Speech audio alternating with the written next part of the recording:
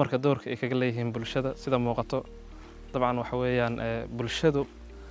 qayb weyn ayay ma aragtahay iyo kaalin muuqato oo aan runtii la xaqiri karin ayay ma aragtahay bulshada ku leeyihiin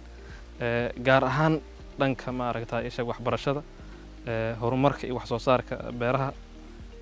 kalluumaysiga iyo ganacsiga sidoo kale waxaa muhiim ah inay qayb weyn ka qaataan amniga iyo caafimaadka marka dabcan waxaa muuqata in yacni dumarku markaas ayaga haddii dadyow gaar ay xaqirayaan ama si kale loo dafirayo waa gooni laakiin anigu waxaan aaminsanahay kolley shakhsiyaana dumarku inay yihiin lafdhabarta bulshada runtii bulshada waxay kusoo kordhin karaan horumar la taaban karo dhanka dhaqaalaha siyaasadda sidoo kaleento in yacni dabcan loo ogolaado qoondadii hore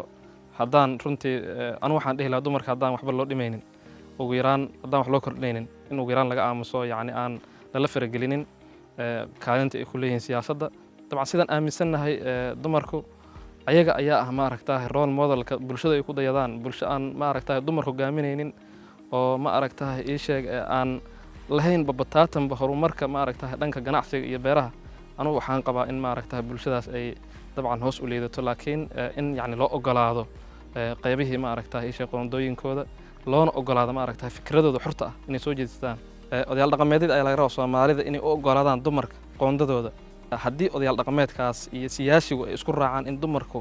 xaqooda la siiyo way soo baxaysaa oo si ma aragtahay waadix ah oo ummaddu ay wada jeedo ayay u soo baxaysaa laakiin haddii la gacan bidxeeyo ama si kale ma aragtaa dumarka loo faquuqo iyaduna waa xisaab kale iyo arrin kale oo gooni ah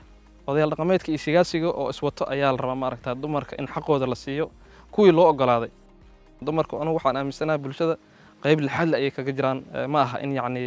si gooni ah iyo aragti kale laga aamino ma